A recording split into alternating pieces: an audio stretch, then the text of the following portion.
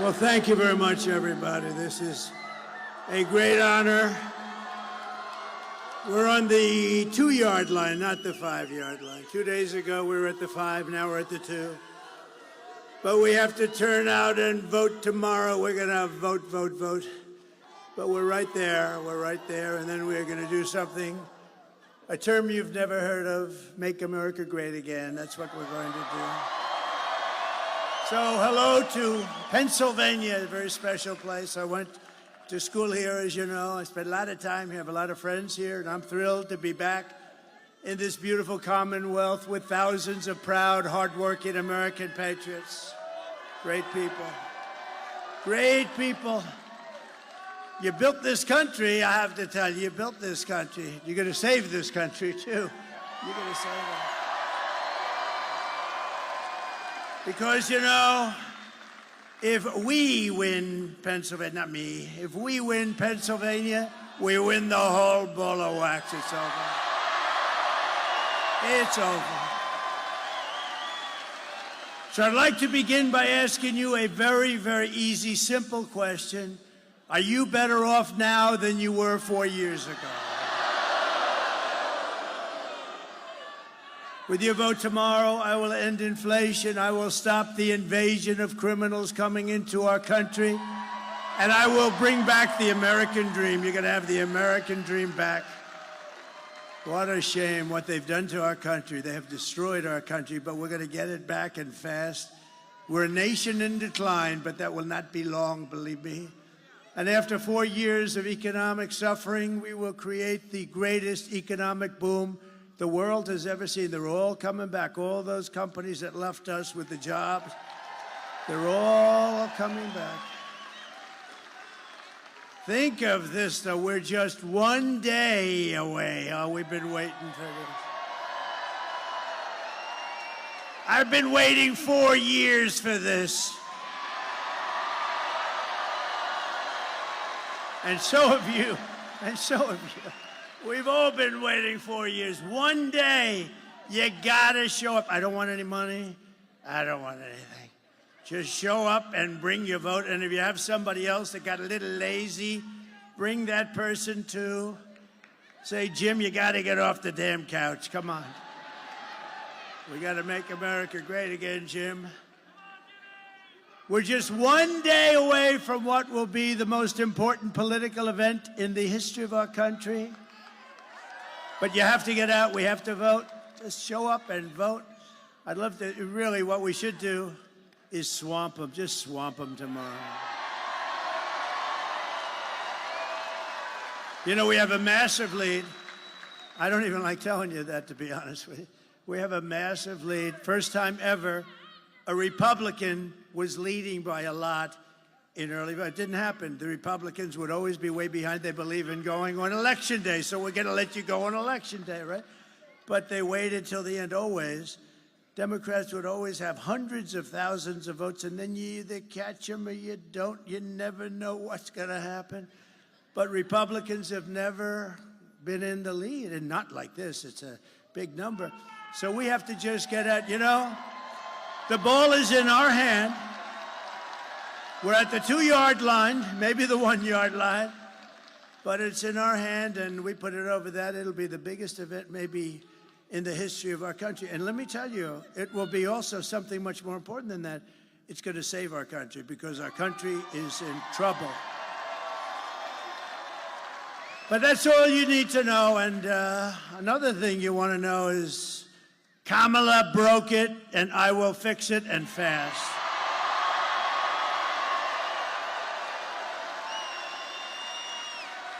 America will be bigger, better, bolder, richer, safer, and stronger than ever before. This election is a choice between whether we will have 4 more years of gross incompetence and failure.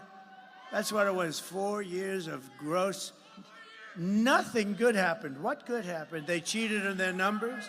You saw last week they cheated on all their economic. We're in like a depression territory. I'll give you a little advance notice, 12,000 jobs. When did you hear that? That's like for Walmart.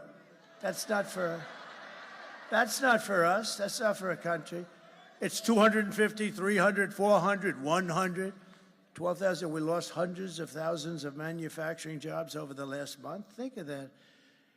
It's going to be that, or whether we will begin the 4 greatest years in the history of our country. We're going to make these unbelievable years, and we're starting from a negative. You know, we're starting from like about 15 yards off the field. We're not starting at the 20. We're starting from 15 yards off the field. And speaking of football, maybe we can get the NFL to drop that ridiculous kickoff sit. What the hell are they doing? What is that? I watched the game the other day. I said, what the hell happened? They just kicked off and nobody moved. Oh, well, that's up to them. This will be the golden age of America. Tomorrow, it's a beautiful term, isn't it? I was saying before, I was just proofing and reading and studying and all that stuff, and what a beautiful term, the golden age. We're going to be in the golden age. Won't take long.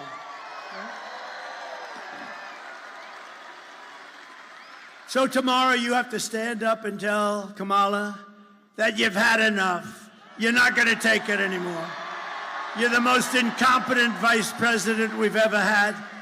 And Joe Biden was the worst president in the history of our country. Kamala, you're fired. Get the hell out of here. You're fired.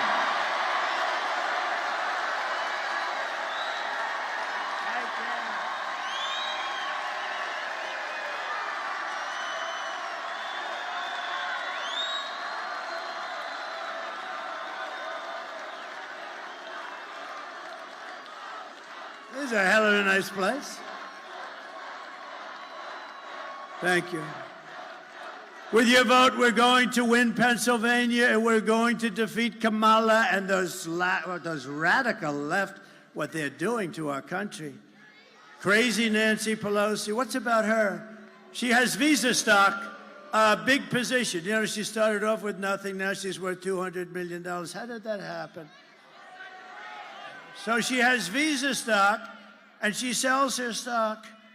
The day before, it was announced that Visa's under major federal investigation. I don't know. I wonder, do you think she had any insider information? I don't know. It's disgrace. Honestly, she's a disgrace. They ought to throw her the hell out of Congress. We are going to make America great again, and it's going to be fast. We're going to do it fast. We'll fast track it.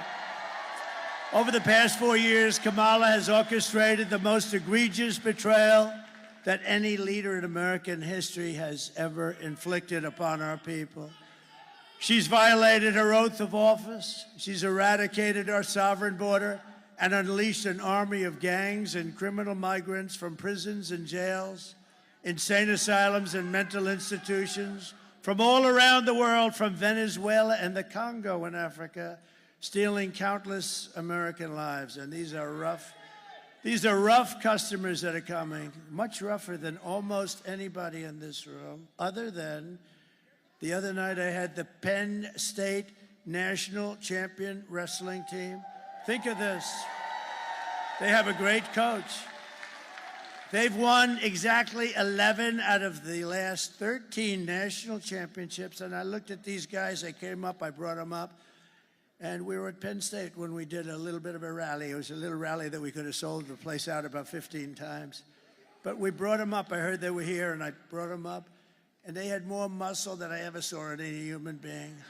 And I looked at them and I said, you know, fellas, you may be the only ones in this room, in this country, that could take the migrants in a fight. You may be the only ones. Then I said, but they fight dirty. They use knives and guns, and they do, and they are vicious and they're tough. And we're going to get them the hell out. We have to. Our country's being destroyed. Our country is being destroyed. Here today, there's an incredible woman who I got to know, actually, over this tragedy, Patty Morin, whose heartbreaking story is a tragic warning of what will come to every city in America. It's coming to every city. It's already there. I mean, they don't want to even talk about it, but it's coming. It's only going to get worse. And by the way, 21 million people she allowed in, open borders. We have no idea who they are, and many of them are bad. If she ever won, I hate to even mention the concept, she's incompetent. If she ever won, she would have open borders the following day after the election, and you wouldn't have 21 million people, which is a record in history. You would have 221 million people coming over the next 4 years. And you could forget about your country. You would have no chance. Patty's wonderful daughter, Rachel Morin, was a 37-year-old mom of 5 precious, beautiful children. Rachel lived in Maryland, 1,500 miles from the border. Last year, while Rachel was out on a run, she wanted to always stay in good shape. Right near her home, she was brutally raped and murdered by an illegal alien who was led into the United States by the ridiculous open borders policy of Kamala. The savage who committed this heinous crime first killed another woman in El Salvador before walking across Kamala's open border. Come in and please come in. We'd love to have you into the United States. Isn't that wonderful?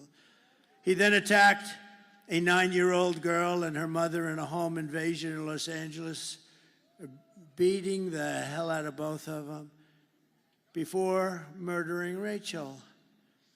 Patty is really special. I got to know her.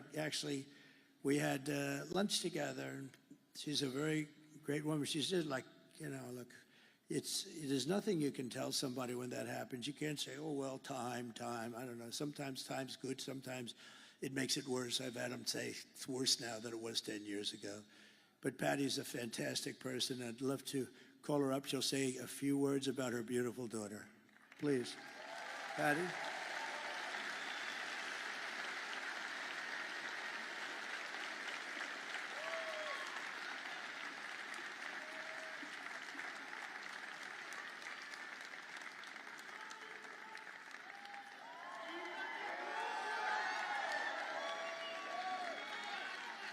Thank you.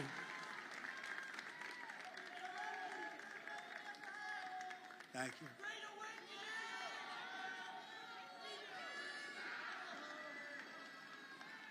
All right, so we have to be careful.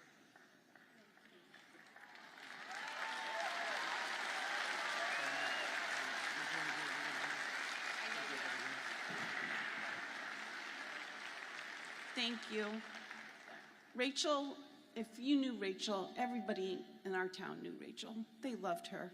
She was a tiny little Spitfire. She was like 5 feet, 5'2". She loved her children. She was very dedicated to them. She was a small businesswoman. She worked very hard to support her children. She was physically active. She took very good care of herself. And after she passed away, we did a walk in our town. And we had over 2,000 people come out to the walk. And of the people that came out to the walk, they said to me, I didn't know her personally, but we bought coffee at the same place. And she always said hi, and she always had a smile. I had on the walk people that had immigrated into this country. And one of them that really touched my heart was a tiny little Cuban lady. She had left her country and had come here for safety reasons. She had just had 2 knee replacements, and her daughter knew my daughter, but her daughter had to work that day. So this lady with the 2 little knee replacements walked the trail for her daughter because her daughter was so impressed and so moved by Rachel. And this woman, at the end of the walk, wanted to take a picture with me and offered me $1, because that's what she had in her pocket, to help towards expenses for my daughter. I told her to take the money and take her daughter out to lunch and give her a hug. But family is the most important thing that we have.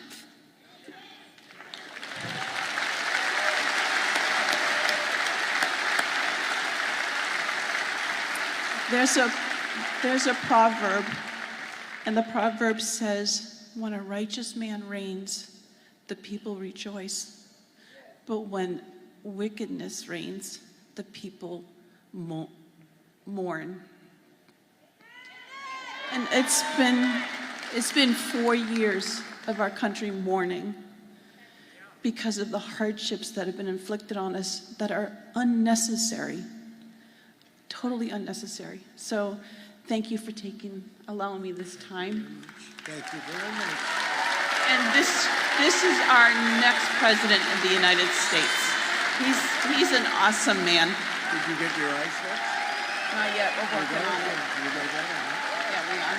Thank you, sir. Thank you for this honor. It's an honor to be there. She's looking down, right? She's looking down. Look at the crowd, how they love you. Yes. Yes. The girl's looking down. You're gonna make me cry. You're gonna make me cry. Thank you. Come on, let me walk you out.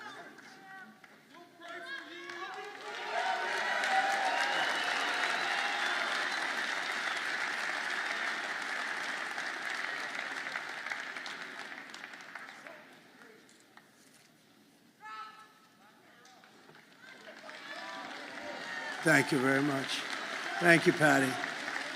Great woman, really an incredible. How do you do that? I don't know. She did something that's very hard to do. I couldn't do it, I don't think. Very hard to do what she just did, so beautifully, too.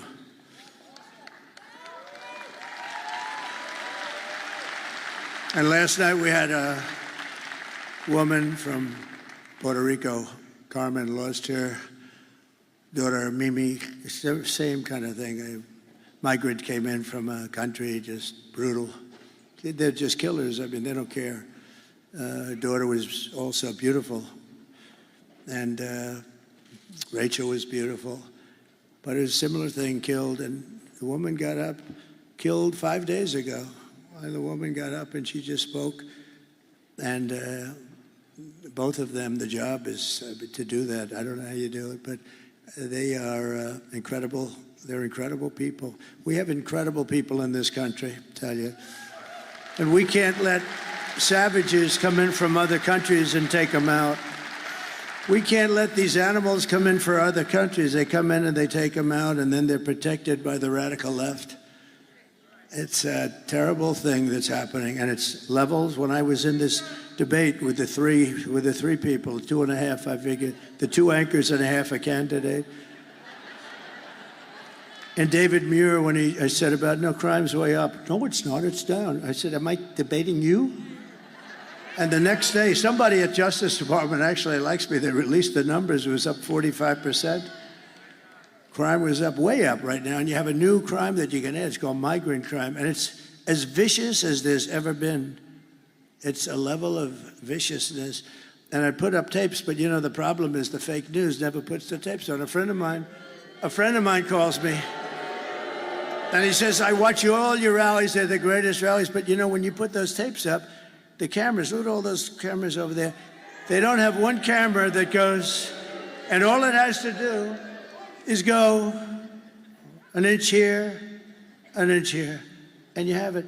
They don't put them on television because they don't want to see the horror show of those tapes. So I don't even bother with them anymore because it's ridiculous. Isn't it ridiculous? And you know, it would be actually better for the networks, better. I mean, you're showing things of great interest, and they're horrible to watch. They're horrible to watch. But I don't put them up anymore pretty much because they won't put them on. They won't move the camera an inch and an inch. Isn't that terrible? You know why? Because it's fake news. The day I take the oath of office, the migrant invasion ends and the restoration of our country begins.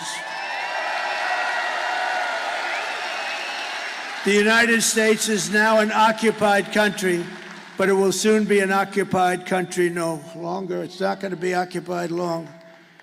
If you had the tapes, you'd see where they take over apartment complexes in Aurora, Colorado. I hope Colorado votes. You know, Colorado, the governor, is a weak, ineffective guy. He's a radical left lunatic, and he's petrified of the people. It's a gang from Venezuela, very nasty, along with MS-13. They're probably the 2 worst gangs. They're vicious, vicious. He doesn't know what to do. All talk, you know, they're all talk. And yet when I was the leading candidate and we're going through the country like easily, routinely, he decided that he's going to try and take me off the ballot That doesn't sound very democratic, does it? You know, they always say, he's a threat, me. I'm a threat to democracy. I'm the one that's saving democracy, just so you know it.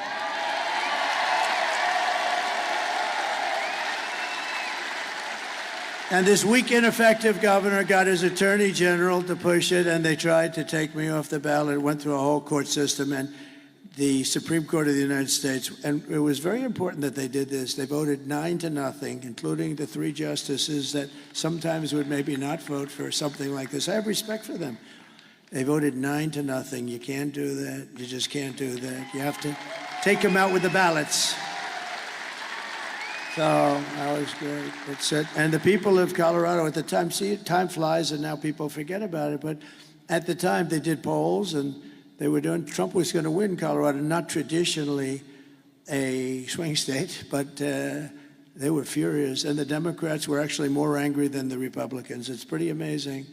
November 5th, 2024 will be Liberation Day in America. And on day 1, I will launch the largest deportation program of criminals in American history. We're going to get them out. We have to. Dwight Eisenhower has the record. He was a very moderate kind of a guy. He was a good general. He's a good president, too, better than a lot of people think. He built the interstate system, did a good job, but he hated the concept of people pouring into our country. And he has the record, but we're going to unfortunately beat the record. It's not something I want to do. But this is not sustainable by any country. They're taking over your towns, your schools, your hospitals. Springfield, Ohio, 52,000 people in the town. They dropped 30,000 migrants into the town. And now they can't use their hospitals. They can't use their school systems. I will rescue every city and town that has been invaded and conquered. Can you imagine? I'm up here making a speech, talking about towns and cities and big cities. Look, I see New York. I see what happened. And the mayor made some nasty statements about it. You know, the mayor, Mayor Adams, he made statements about this is not sustainable. We can't, I mean, you have to help us with this. Hundreds of thousands of people are piling into New York. You have to help us. And I said to my people, he'll be indicted shortly. They indicted him. One of the indictments is he was upgraded in an airliner. Everyone gets upgraded. Anybody who's gotten upgraded, please raise your hand. You will be indicted. No, think of this. I've been upgraded. I used to fly that way. They used to upgrade me all the time. That would mean I have a potential additional investigation because I've been investigated more than Alphonse Capone. Think about it. He killed people at will. If he went out to dinner with this handsome gentleman right here and he didn't like him, he said, "You're looking at me the wrong way. I don't like you." He had no chance of making it out of the dining room. And I got investigated. Think of it. I got investigated more, and I did nothing wrong. And I have to say the Republican Party really stuck up for me. They said, this is ridiculous. Unanimously. And they'll put the vicious and bloodthirsty criminals, we're going to get them, we're going to throw them out of the country first choice. If they're really crazy vicious, and we have many of them, don't forget, of the 1,399 that are murderers, many of them committed 2 murders. Of these people, I don't know, I'd almost rather keep them in jail because, you know, if they come back, now we're going to have something about them coming back. It's serious, and we'll tell you about it. But we're going to either put them in jail or we're going to get them, and for the most part, we want to just get them the hell out of our country, right? Now they're emptying their jails and mental institutions to expedite removals of the removal of Trende Aragua and other violent gangs like MS-13, all savage gangs, tough gangs. They're tough, they're nasty. And that's why I want to be with those Penn State guys. I feel very good. I will invoke the Alien Enemies Act of 1798. You know, 1798, that's when they ran the country a little tougher than we run it today. Today, you get a little slap in the wrist when you kill somebody. You kill somebody. Oh. Now, if you fight for a fair and free election, then they throw the book at you, right?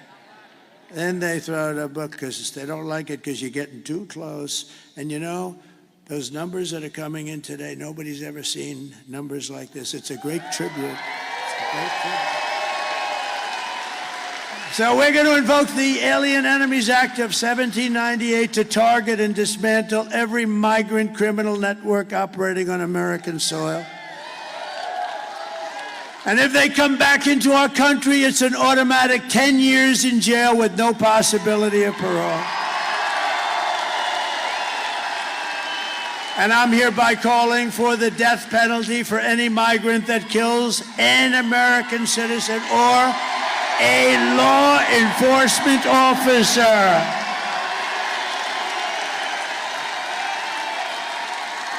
You kill our citizens or you kill our law enforcement officers, you know, we have to protect them. They're in a dangerous situation. And we have very few. It's very hard to get them now. It's because we don't protect them. We don't stick up for them. We don't fight. I mean, we end up taking away their pensions. We end up taking away their house. They end up losing their families. We're going to fight for our law enforcement officers. Being a policeman used to be one of the most sought-after jobs in the country. Today, it's not. I visited a wonderful young family in Long Island. The door opens to a car and bullets start firing out. He's not allowed to do anything. He can't, you know, just horrible. It's very dangerous. And we're going to have it so they're going to want to be cops again. We want to be policemen. My father always said, don't ever use the word cops. That's not respectful. It's a little different than it is nowadays. Can you imagine? Because my father had respect. Our family had always great respect for policemen. I'll never forget, I said to my father, Dad, the cops around here do a good job. Don't ever use the word cops, they're policemen. At that time, it was mostly policemen. Now it's policemen and policewomen. It's good. But that's a different, there's a whole different thing. We're going to bring it back to exactly like my father felt about him. He had total respect for them, and they did a great job. And you couldn't even get on the force. The standards were so high. Everybody wanted to be a policeman or, then, as it kicked in, a policewoman. And they're doing a great job. And I will immediately ban all sanctuary cities in the United States of America. We will secure our borders. And we will also rescue our economy, because our economy is in a mess. And I've seen it for a long time. I'm very good at that stuff. I'm very good at that stuff. I've been talking about it for a long time. Scott Bessent, one of the smartest people on Wall Street, has been talking about it. In fact, he said the only reason the stock market's up is because everyone thinks Trump is going to become president this very year. Maybe the top guy on Wall Street. 4 years of Kamala have delivered nothing but economic hell for American workers. You know that. Her inflation disaster has made life unaffordable and cost families over $30,000 in higher prices. It's the cost. People tell me all the time, I actually talk to a lot of people. It's hard to believe. If I'm in a group, I say, come here, what do you like the best? Well, my groceries are. They're always talking about groceries and the cost of cars, the cost of everything. The cost of anything, it's all inflation that they created. They created it so stupidly with screwing around with my energy policies. I had oil at $1, I thought it was 87. I was corrected by the government. It was $1.84 a gallon. Think of this. And today you're at $4 and $5 and actually going up. It's going to go up a lot. By the way, the day after the election, if something bad happens, you'll see oil at 10, 12, 15, because these crazy people are trying to force electric cars down your throat. And we like electric cars, but they're not for everybody.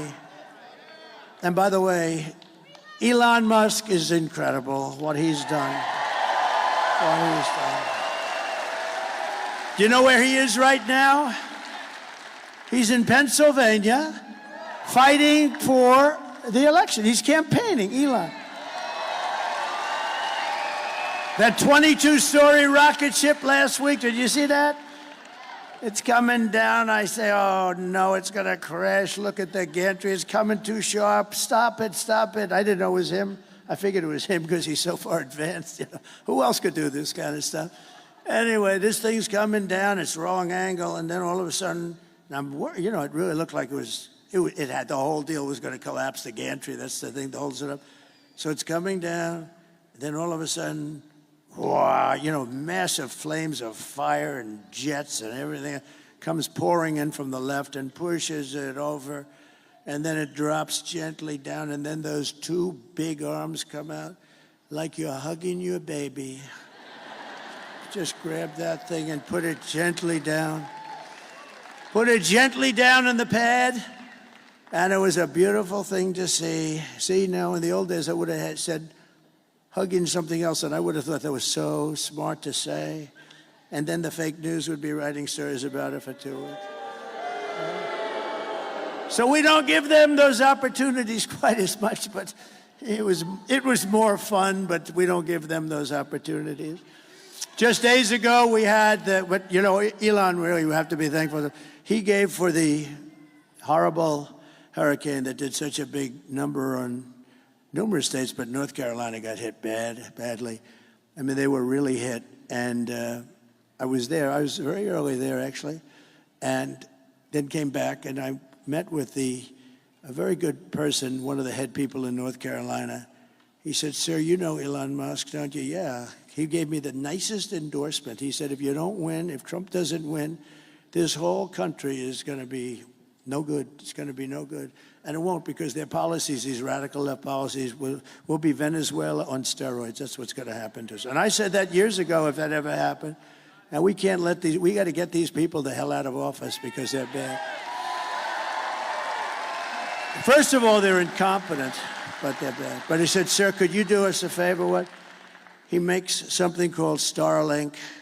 I said, "What's Starlink? Tell me what Starlink." It's a communication system, because all our wires are buried underwater. You had to see this. Areas that never saw water are now lakes. I mean, nobody's ever seen a hurricane. This was a real sort of a water-destructive hurricane. There's never been anything like it in terms of the amount of water put out. It literally areas that were almost like they never saw much rainfall or anything. They're now these giant lakes. And the destruction and the death. A lot of people died, and you know, people don't know that, but a lot of people died. There are people still missing. He said, "We have no communication. We're cut off from the mainland, and we need Starlink, and we can't get anyone on the phone because, you know, it's a very popular thing." So he explained what it is, and I called Elon. I said, "Elon, you have to do me a favor. North Carolina and parts of Georgia are really in bad shape, and they have no communication. You have to get your Starlink, whatever the hell it is, Elon. I don't know. I don't care, but you got to get some. And if you don't mind." And so I'm talking to him. And you might have heard this. I told it a couple times. I'm talking to him. And I get a note that the man from North Carolina was, "Thank you very much, sir. The Starlink is all being taken care of. It just happened." I said, "Wait a minute."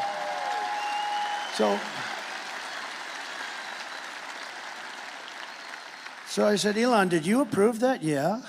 "How the hell did you approve it? You're talking to me on the phone." He said, "Well, I'm able to do two things at one time."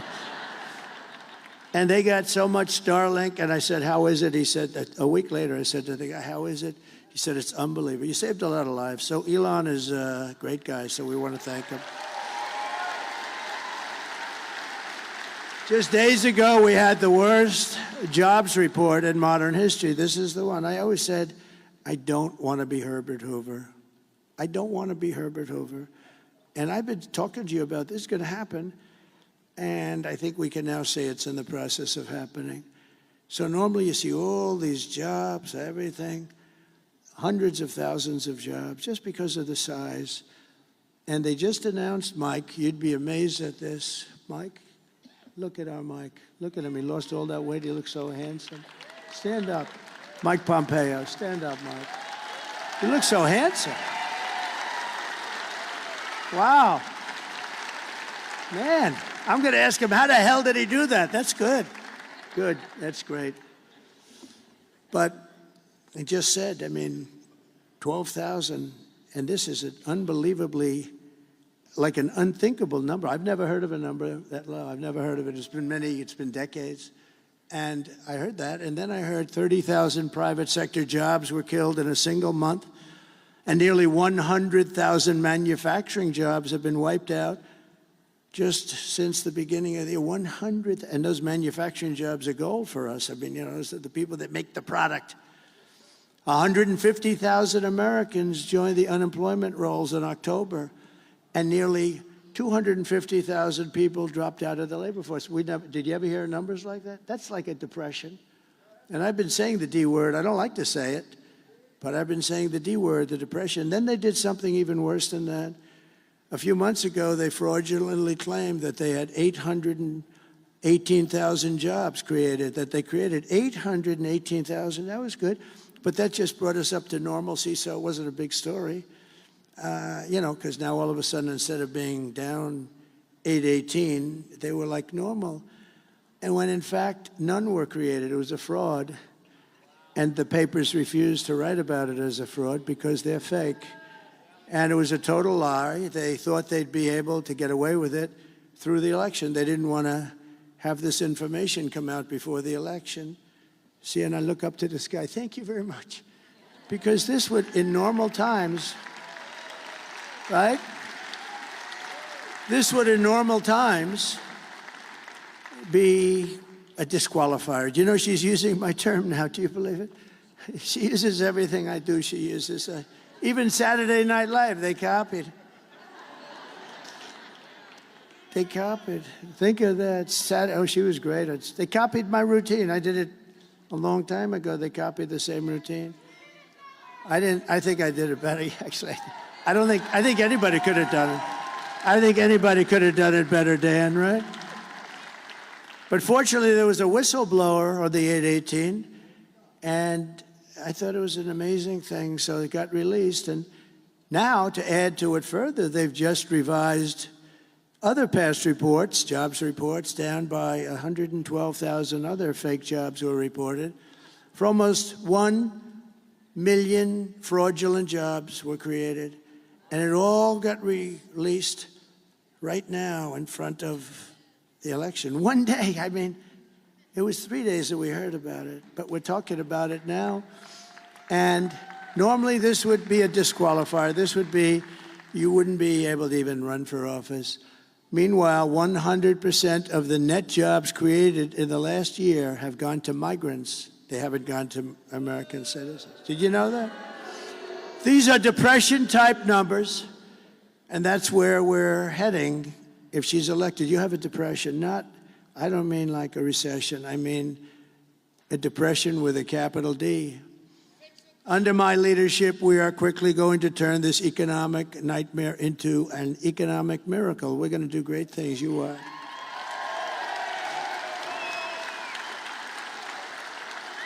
We're going to make America wealthy again, and we're going to make America affordable again. We have to get the prices down. I told the story this morning. A woman goes up to a counter in a supermarket with 3 apples. It was reported somewhere, and it's just like, this can't happen in this country, and brings them up, 3 apples. An elderly woman brings them up to the counter, and she realized that they're too expensive, and they've gone up so much from the last couple of months. And she takes one of the apples back to the refrigeration section and walks back, and she buys 2 apples instead of 3. This shouldn't be happening in the United States of America. So we're just one day away from the best jobs and biggest paychecks and the brightest economic future that the world has ever seen. But you must vote. Kamala's plan will impose the largest tax hike in American history and raise taxes on the typical American family by at least $3,000 a year. And this is the only politician I've ever seen. You know, she's a very low IQ person. You know that. I want to have a smart president. I don't want any more. We had 4 years of these guys. President Xi, Mike, of China is not a low IQ person. Do you agree? He's a very severe person. He's a very fierce person, but low IQ is not one of his traits. Do we agree? No, but these guys, these leaders at the top of their game, and we don't have that. We have people that 30 years ago, Biden wasn't any good. He had the worst policy. If you would have taken Biden's policy reviews over a 40-year period and reversed them, you would have gone down as the single greatest policy expert, foreign policy expert. My plan will massively cut taxes for workers and small businesses, and we will have no tax on tips, no tax on overtime, and no tax on Social Security benefits for our seniors.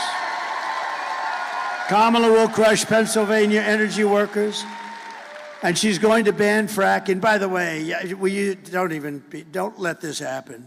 Her whole life, she's against anything coming out of the ground. She likes the wind, the wind that kills all your birds. That doesn't work. That's the most expensive energy in the entire world.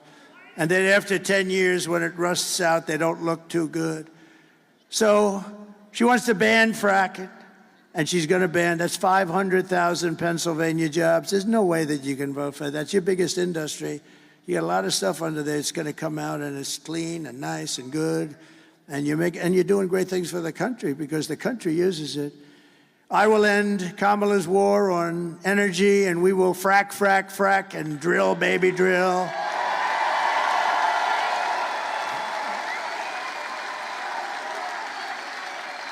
And I will cut your energy prices, all of your energy, gasoline, for the house, air conditioning, heating, everything, in 1 year from January 20th, which would be the day we take over. Oh, it's so close, but still dangerous. These people, how would you like to be Putin and you want to call the United States and you have no idea who to call? No, it's true. Let's see, let's call up the United States. I'd like to work something out. Who do we call? Sir, really, there's nobody you can speak to. I just thought of that the last couple of days. They want to make a deal, Mike, and they have nobody to speak to. Maybe they'll speak to the guy right alongside of you. You got a great Senate. By the way, you have a great Senate candidate. I hope you're gonna go for it, David. He's great. I hope you're going to go. He's working hard. It's hard beating those guys that are in there for 25 years and do nothing. See, when you do nothing, you're a survivor. You can never get yourself into problems. He does nothing for you. He doesn't fight for your fracking. He wouldn't care. He wouldn't even say to her, no, we can't do that. That's going to have a terrible impact on Pennsylvania and the country. He would never say that. He's a survivor. His father was in for 25 years. He's in for whatever the hell he's in for, 25-something. And they are tough to beat, I have to tell you, because he's just a survivor. That's the only thing he's good at. You need more than a survivor. You need this guy. This man is good, David McCormick. And he's working hard.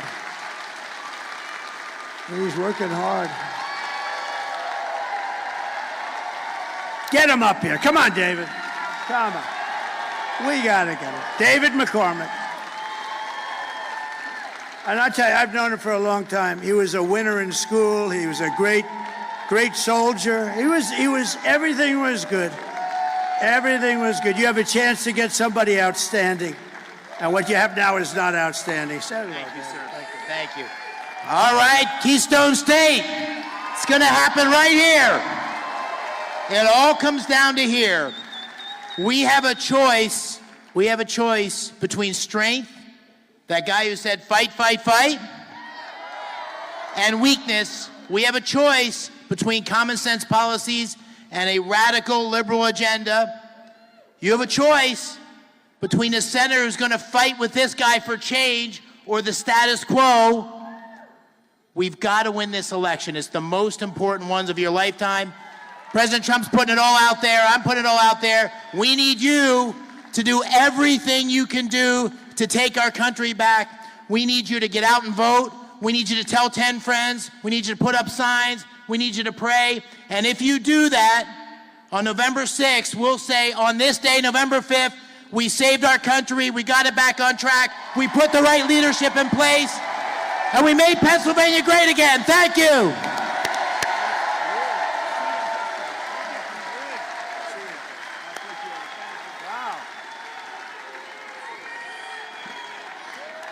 Wow. We have some other senators here, and I have to tell you, I think they're looking forward to having him as a partner in the Senate. We have some good ones, too. Senator Bill Hagerty, Tennessee. Tom Cotton, a great guy, Tom Cotton. Tom is a great guy, Arkansas. And Marco is Marco. He's fantastic. Thank you, fellas. Thank you, fellas. That's a great group of people. I heard Marco, that little speech he gave, that was pretty, I didn't understand a damn word he was saying. But he's great.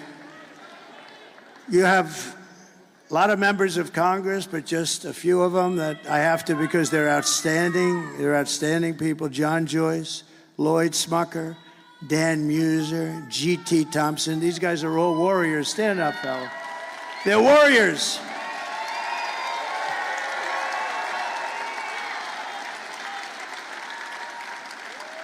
They are warriors. And Arkansas Governor Sarah Huckabee Sanders, she's doing a fantastic job.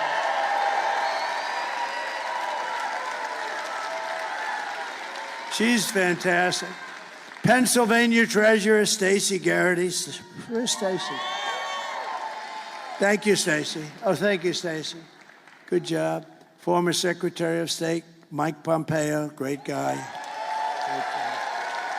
Great guy.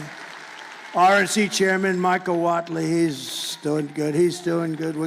I told him, do me a favor. You've heard this speech before. Stay back. Just work on the votes. We've heard this speech before. You have a man from Europe. I don't know if he's here. I saw him backstage. What he did was, and what he is doing is sort of what we did a few years ago. He's doing a great job. He's always been my friend for some reason. He liked me. I liked him. And he's shaking it up pretty good over there. He was the big winner of the last election in the UK, and he's a very spectacular man, very highly respected, Nigel Farage.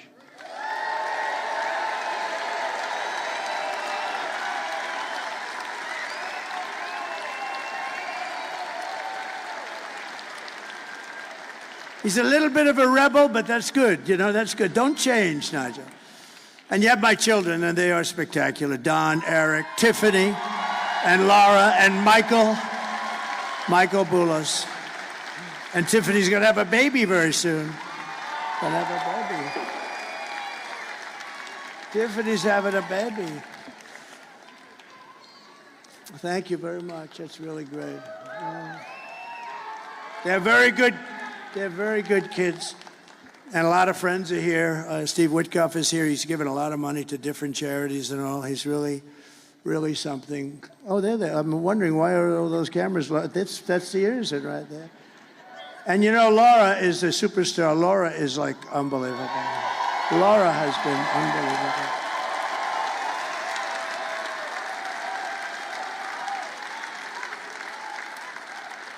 unbelievable. Laura, you know, she was born and really loves the place, North Carolina, and she can't hold it against her, right?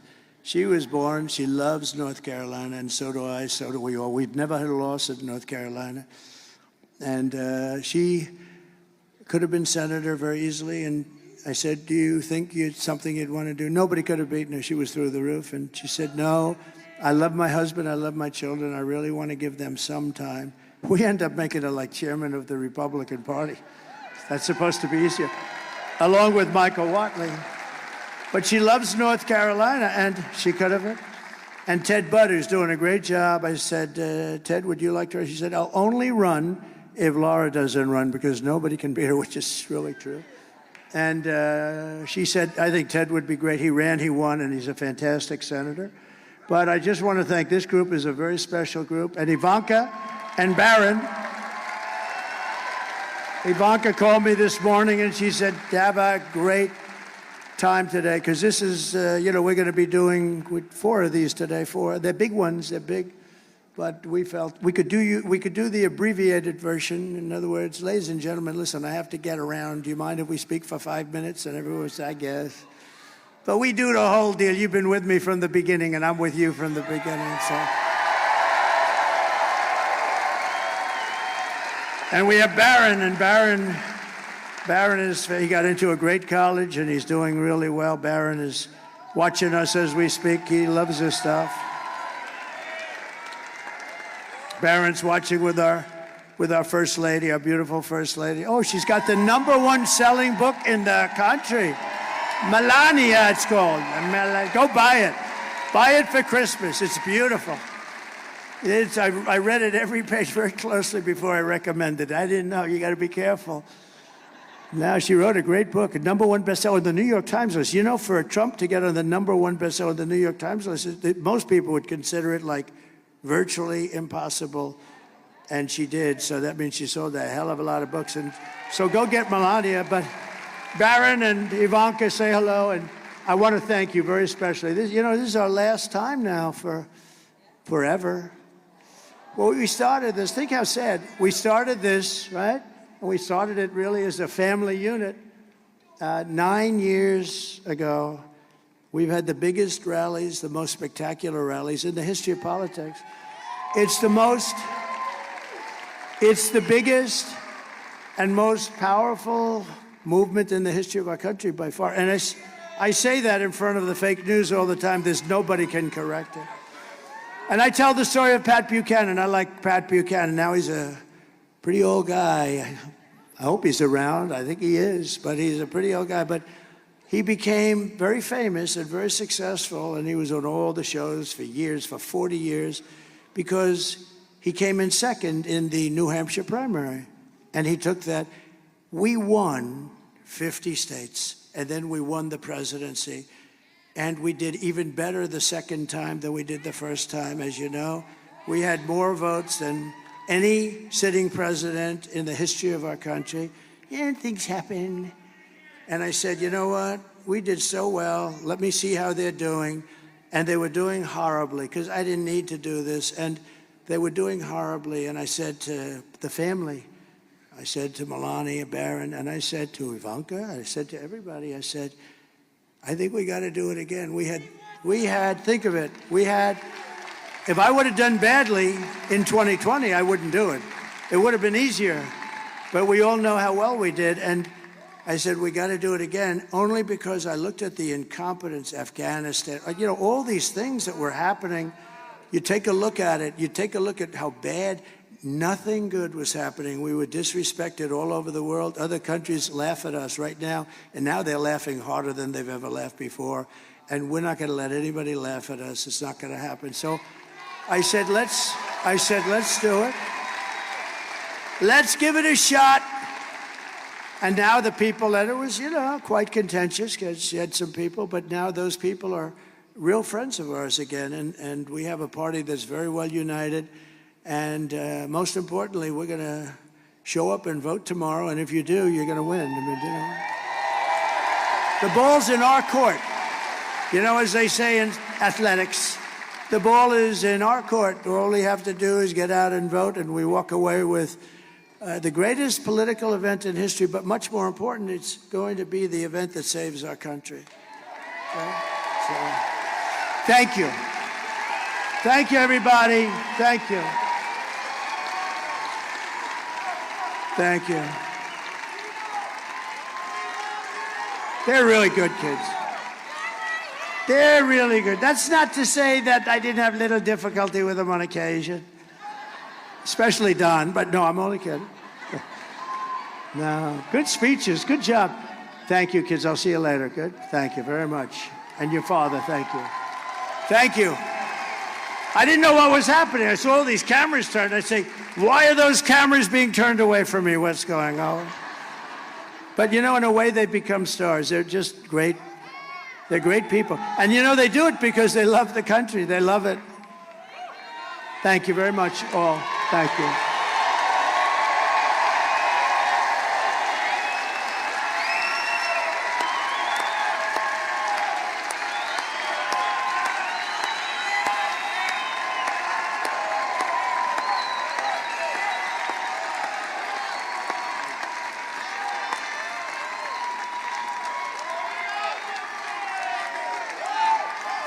Thank you, everybody. So here are the facts. And Kamala, now we have to talk.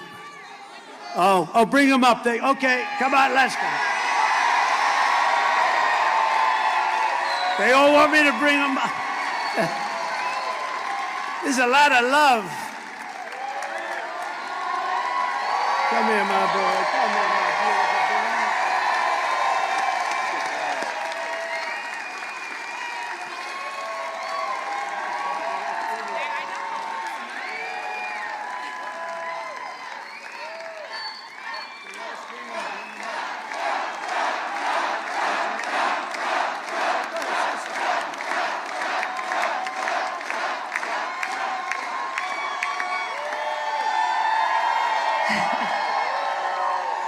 We are 24 hours away from sending the greatest president this country's ever seen back to the White House.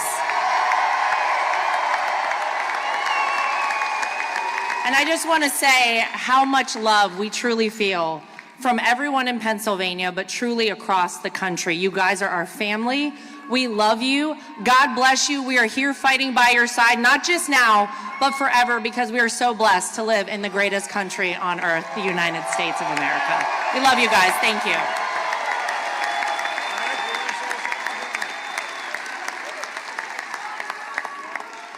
This man right here is the greatest warrior America has ever seen. And our family is so damn proud of him. We will fight on this stage for as long as we're here. We're always going to fight for the greatest country in the world, which is the United States of America. Let's go win this, Pennsylvania.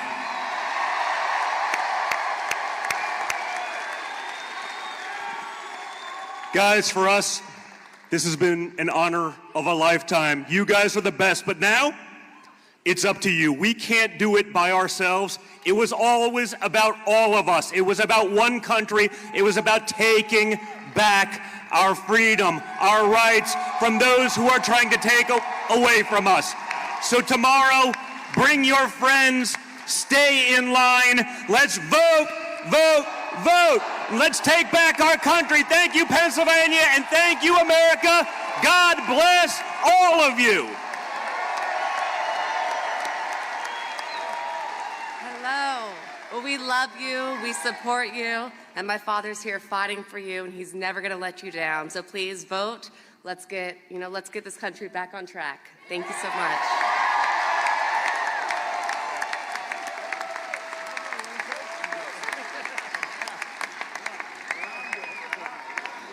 I shouldn't have done that. I got to follow that now. I'm not going to follow that.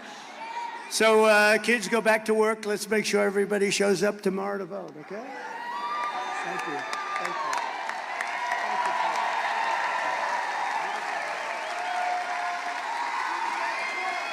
you. Beautiful job.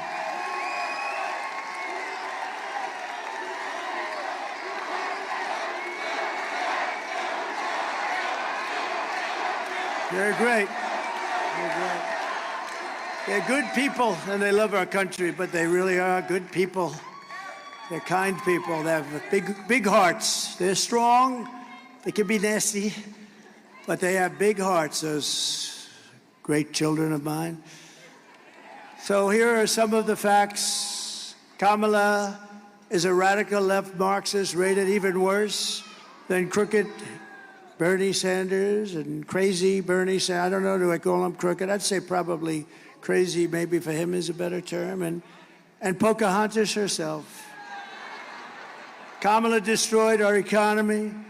She was an original creator of defund the police movement, and therefore anybody who wants to defund the police even for one day, and she was there for a long time, is not worthy of being president of the United States. We need our police.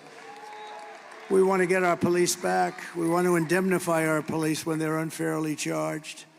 Kamala vowed to abolish ICE. She pledged to confiscate your guns. Would anybody like to give up their gun? No takers? I didn't think so. And endorsed a total ban of handgun ownership. You know that. She even called for free sex changes for illegal aliens in detention.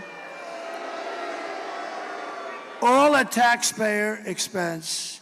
And perhaps, worst of all, she lied. She never worked at McDonald's, okay? Never worked. No, she never worked there. I was there for 15 minutes. That's 15 minutes more than she worked there. And I have to say, those French fries are really good when you get them right out of that fat or whatever the hell they cook them with, fat. I don't know if it's good for you, but they are really good. In conclusion, with your vote tomorrow, we are going to fire Kamala and we are going to save America. We will cut your taxes, end inflation, slash your prices, raise your wages, and bring thousands of factories back to America and back to Pennsylvania. We love Pennsylvania, something about it. Think of the history you have here. Think of the history you have, the political history. Is there any place like it? And this is a big one because think of this. Put this, add this with all of the other things that are, you know, for so many years famous by Pennsylvania and what you've done and how you fit into history. We win Pennsylvania, as I said. We win Pennsylvania. We win the whole bag of wax. We can have another one. We'll put that one on top. Let's try putting that one on top. They're pretty big. We have to. But this will be one of the truly big events in the history of our country. So why don't we have Pennsylvania be there for that? That'd be beautiful. On top of all the things we did. Because remember, we gave you the largest tax cuts in history, the largest regulation cuts in history, rebuilt our military, defeated ISIS, had no new wars, gave you right to try, the great, incredible thing that's saving thousands of lives, right to try. You don't have to go to Europe or Asia or just go home and die. If you have no money, you go home and die. You have the right to try new age medicines without having any problems, saving thousands and thousands. We gave you so much, and it's an honor. It's an honor, really. We will build American, we will buy American, and we will hire American. I will end the war in Ukraine, which would have never started if I was president.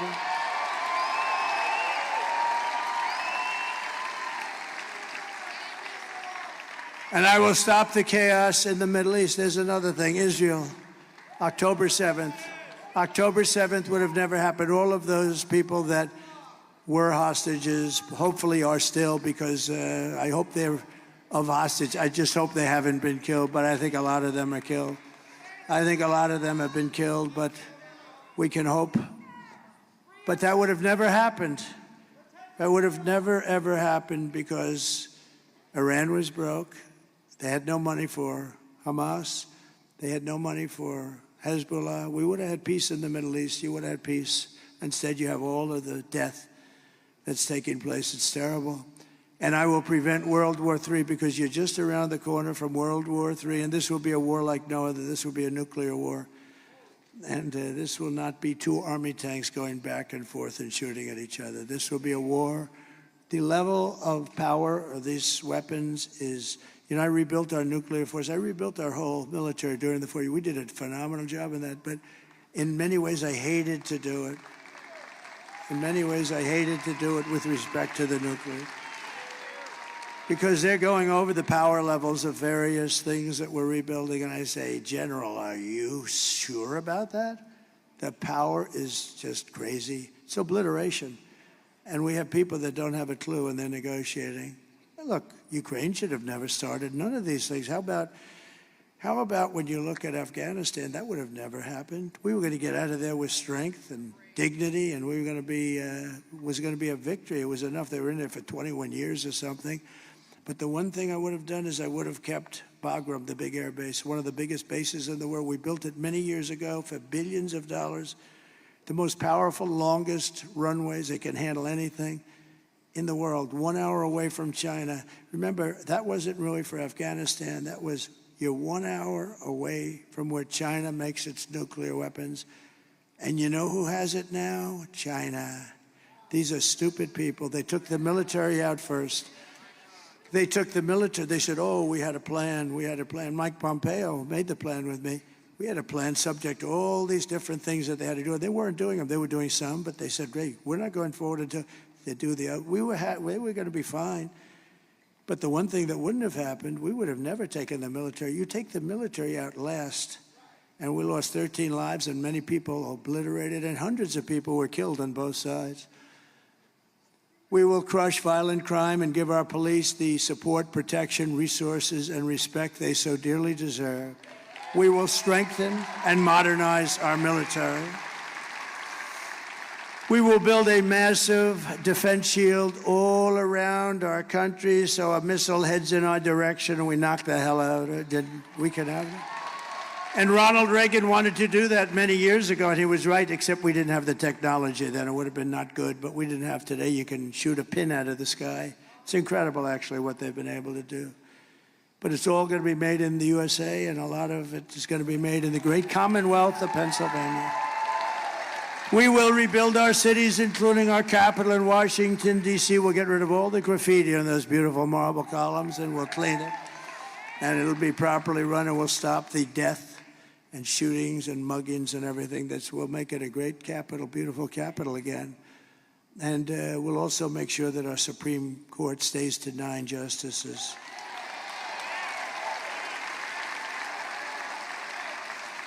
We will teach our children to love our country, to honor our history, and to always respect our great American flag.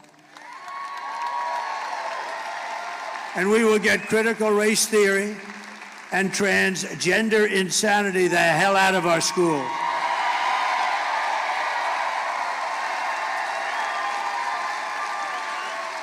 And we will, of course, keep men out of women's sports. Every time I say those last two things, and I may add the open borders. Can you imagine they're trying to defend open borders? Open borders, who would do that? We're the party of common sense, okay? We're really the party of common sense. But when I say open borders, we're going to close the borders, you say, can you imagine you actually have to say that? What the hell? I mean, who the hell wants open borders where criminals from all over the world can just walk into our country? These are crazy people, or they hate our country, or they think they're going to get these people to sign up and vote. I guess maybe that's it. But it's not defensible. But think of the last two. The transgender insanity. It's taken over. And nobody's ever come up to me and said, I'd like to talk to you about that. I've never had any. They've talked about taxes. They've talked about economic development. They talk about the last one, men playing in women's sports. Nobody's ever come up. With all the people, I deal with hundreds of people. I deal with people. I go into crowds. I ask them because I get better opinions from you than these crazy consultants they have for a fortune. But I've never once been said, sir, we have to do something about keeping men in women's sports. I've never had the question. I don't know. It's such a big subject. Nobody's ever asked me the question before. Can you imagine? Can you imagine? Go back 10 years and say that a president from 10 years from now is going to be up there defending the fact that men should not play in women's sports. People would say, you're crazy. That'll never happen. Did you see the two boxes? Did you see the two boxes? They were men. They transitioned into womanhood. And they fought a very good Italian. They have women's boxing in the Olympics. And they fought a very good Italian young lady. And boom, she got hit with just a left jab. She went back to her corner, said, I've never been hit like that. This was just like a defensive.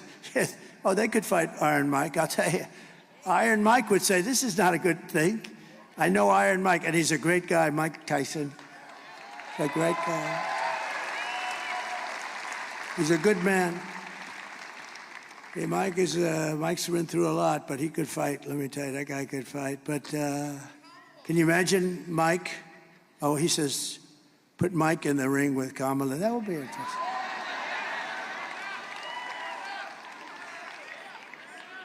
No, but can you imagine? And these two men that transitioned, you'll be shocked to know they both won gold medals. In some of the easiest fights, they're announcing a certain woman. She's a champion here, a champion there. She's great. She gets hit. Blah. That's the end of the champion stuff. It's so unfair. It's so ridiculous. And it's very demeaning to women. I think it's horrible. I will defend religious liberty. I will restore free speech. And I will defend the right to keep and bear arms, our Second Amendment. And I did. They didn't touch it.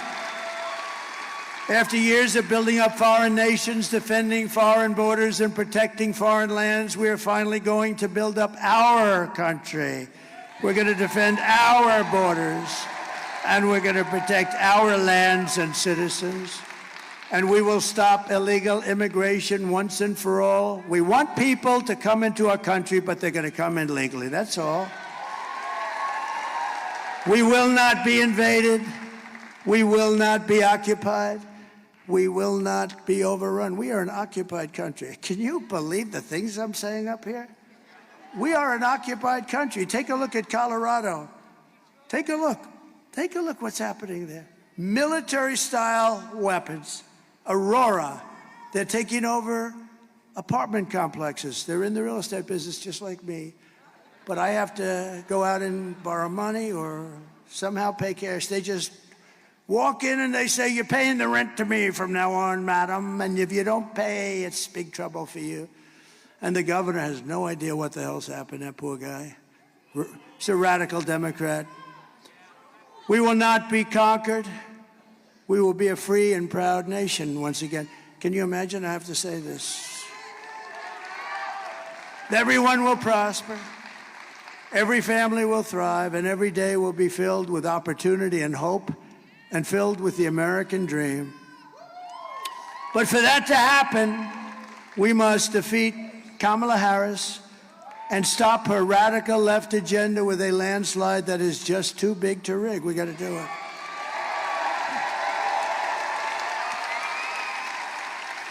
So you need to get out tomorrow and vote. That's it. This is it. We're going to get together again, but it's going to be different. It's not going to be a rally. It's going to be applause for what we're doing. It's going to be better.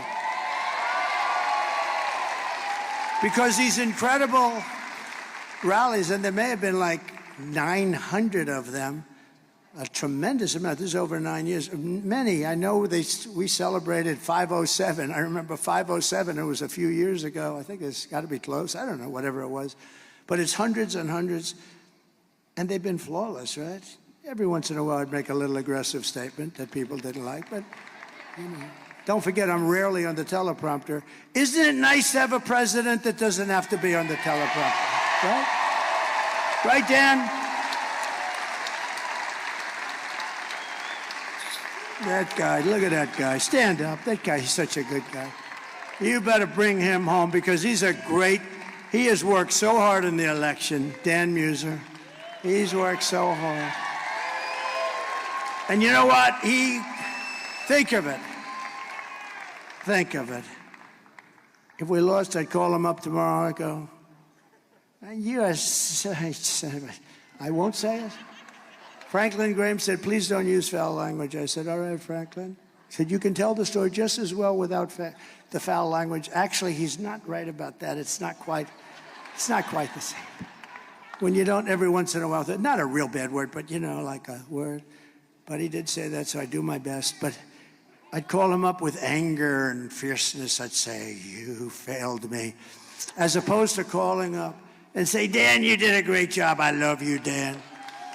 Right? I think we're going to do the Dan, you did a great job. And you did, regardless. You did. Regardless. And all of these guys, they're all in. They're great guys. They're warriors. For the past 9 years, we've been fighting against the most sinister and corrupt forces on earth. That's right. With your vote in this election, you can show them once and for all that this nation does not belong to them. This nation belongs to you. You. This nation belongs to you.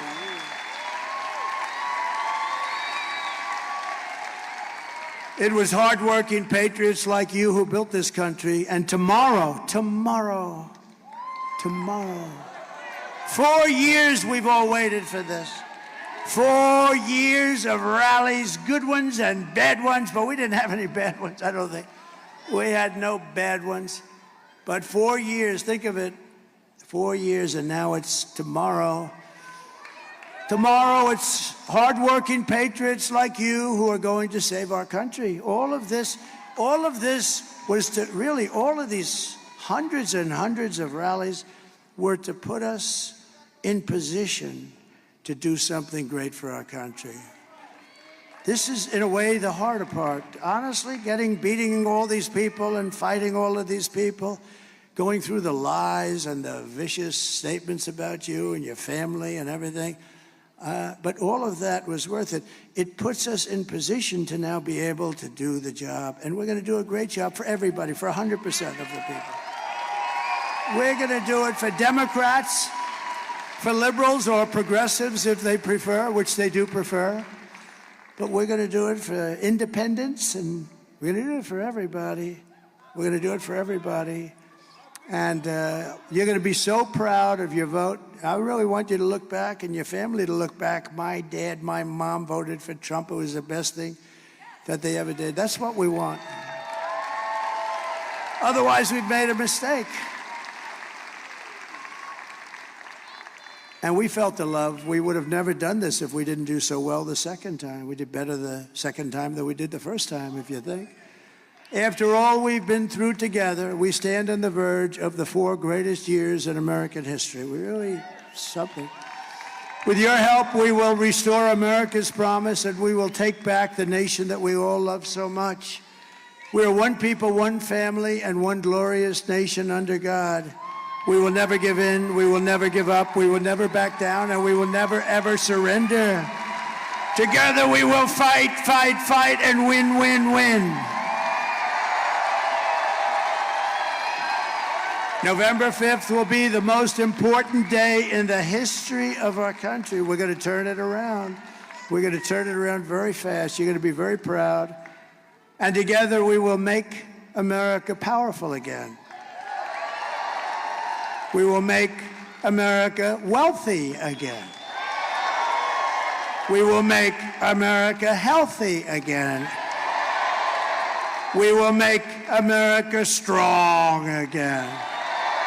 We will make America proud again. We will make America safe again. And we will make America great again. Thank you, everybody. Thank you. Thank you, Pennsylvania. We'll be back. God bless you all. God bless you all. Thank you. Thank you. Thank you very much, everybody. Thank you very much.